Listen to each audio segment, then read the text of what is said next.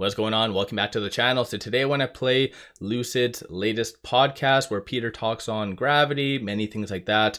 And then near the tail end, I'll go over my thoughts, good, bad, and the ugly. So stay tuned for that. Factory for a change in Arizona. Just last week, you had a capital raised $1.7 billion. It's good to have cash when you're a startup. But the market was kind of negative about it. What's your thought? What's going on there? Absolutely. Well, we took nearly $1.75 billion in capital last week, which really helps to secure the long-term future of the company. Mm-hmm. This now gives us a cash runway well into 2026. It takes us through the start of production of our forthcoming SUV, the Lucid Gravity, through its ramp-up phase through 2025, and takes us close to even the start of production for our mid-size program, late 26. And I think this is further endorsement of both the street's appetite for us as a tech company and the continued support and in further investment of our key shareholder, the PIF, the Public Investment Fund of Saudi Arabia, who went pro rata on this round. And this actually takes us to over $4 billion raised this calendar year.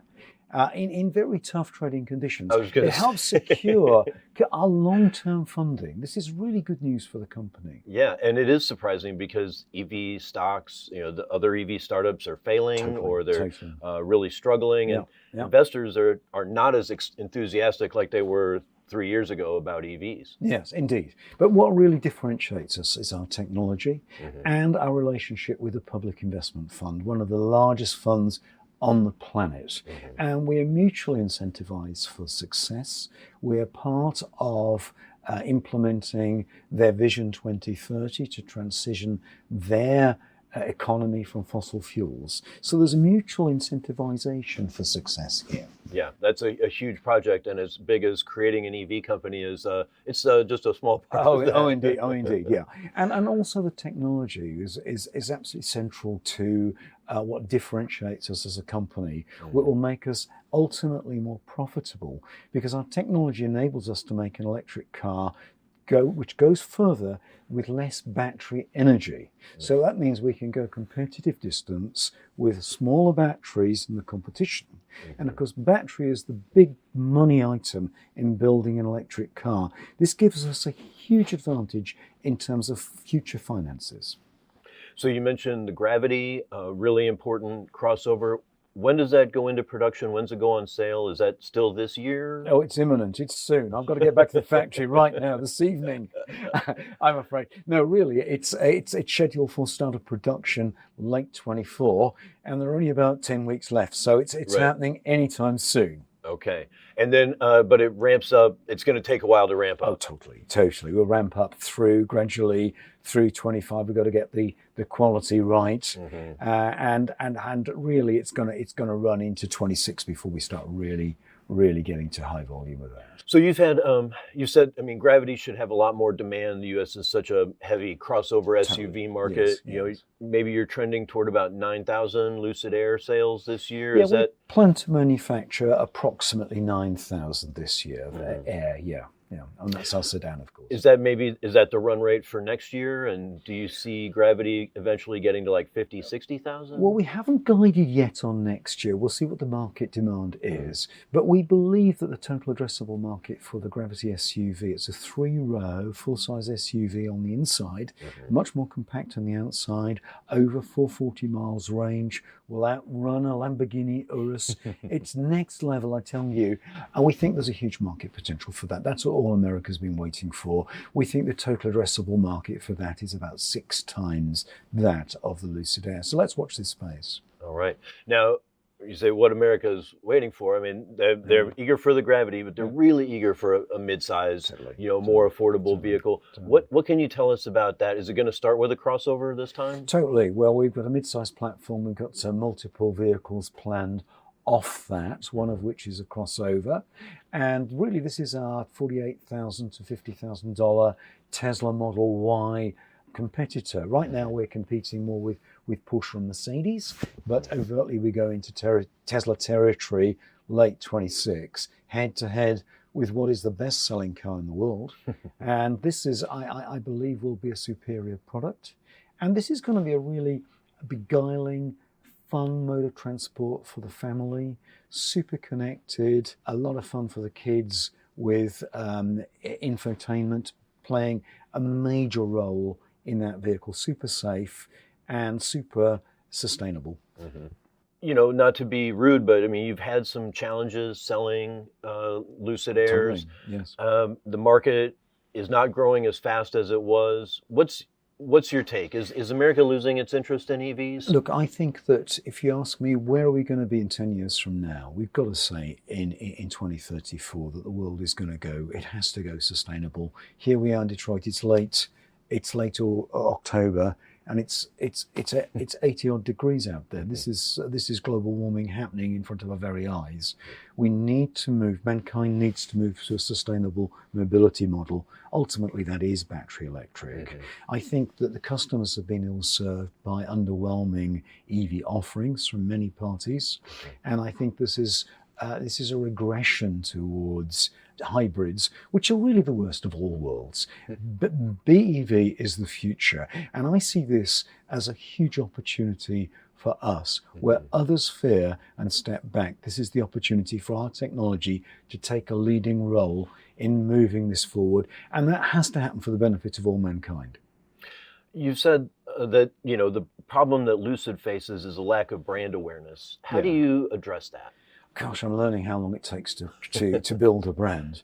Yeah. We need intelligent, targeted marketing. We're creating a new marketing campaign. But I actually think that the launch of Gravity is going to help hugely in this. It's just going to reach a much broader awareness.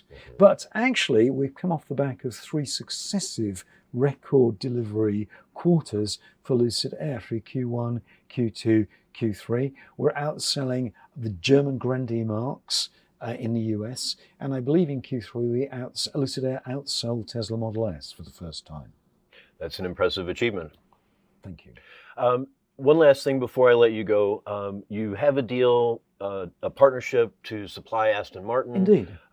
That's been delayed a bit, but it's still in place. Absolutely. Are you optimistic that maybe one of the big, mass market automakers would sign up for a partnership? Oh yes, I mean that is the icing on the cake. Please take advantage of our technology if you're out there. This is absolutely what we haven't baked this into any of our financials because, as I say, that's the icing on the cake. Aston Martin is a really great vindication of our technology, a validation point, if you like. But what we'd like to do is to do this on a mass scale, really to make our tech available and the benefits of our tech, which is a real cost down enabler to a mass market traditional car company, because we need to have that impact upon the transition to sustainable mobility. And we need to do that urgently. Peter Rawlinson, CEO of Lucid, thank you so much for joining me. Thank you so much. So, pretty good stuff. Okay, let's get right to it though. Not waste any time. So I kind of made a list tentatively, good and bad. Let's start off with good. So, talks on the capital raise, how it's good for long term, well into 2026. You guys can believe that if you want or not. I think Lucid's kind of burnt that bridge a little bit. So, based on what they're saying, they have sufficient amount of capital, like I said, up until well into 2026. Gravity demand is roughly around 6x of the Air. So they're not, based on what he said, they are not going to guide on that for this upcoming earnings on the November 7th. So let's save our breath. Let's save our questions. They're not going to answer how many are you going to produce. So let's just cut our losses, guys. For retail questions, don't ask about Gravity demand. Won't get that, right? Kind of talks on how Gravity is going to be starting very, very soon. That is only production, not deliveries. So deliveries will be commencing most likely in 2025. Kind of talked on the midsize, 48 to 50, how there's going to be multiple different versions of it. And yeah, all in all, that's kind of what I grasped as the good. If there's anything that I did miss, let me know on that. Some of the bad things, so Gravity ramp up will take into 2026. So I think a lot of people, because right now they're in the phase 2 at AMP1. So in theory, they can produce 90,000. So I think a lot of people have high expectations. I think you just need to lower that quite a lot because, yeah, he even stated that Gravity ramp up will be slow. They'll have to kind of fix any errors and whatever. But Gravity will be really ramping up in 2026. He kind of stated 4 billion raised this year. He said it confidently, and like that's a good thing. That's not a good thing. Anyone out there saying dilution is good is lying, and I can confidently say that. Like dilution is necessary, but it is not a good thing. So you have to be aware of that, right? He said that, I didn't like this part. So he said that the world is going to go sustainable in the next 10 years. That's how he sees things. So yeah, I completely do agree with that point. But my sub question is, why is Lucid not focusing on ESS if that is their bigger plan? If they think that the world is going to be moving towards that, why not focus on ESS? So that's kind of put that under the bad. When he was asked about the marketing, I kind of cringed a little bit because he kind of started to say that he's having trouble with that, but the Gravity is going to help. I feel like that's just too far-fetched. And I think in general, bulls and bears can all kind of agree the fact that their marketing has kind of sucked. So that's something that they need to really work on a little bit better. And last but not least is the last thing I have for the bad.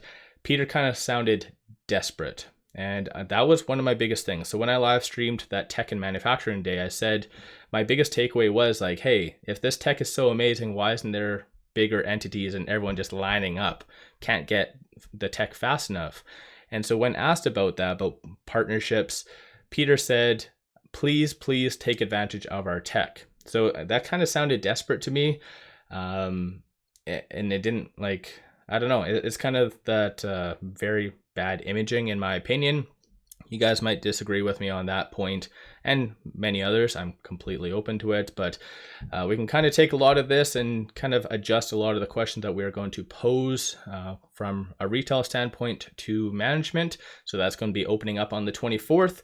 So let me know your thoughts. Was there any good, bad, or the ugly that I missed from this podcast? Don't forget to hit that thumbs up.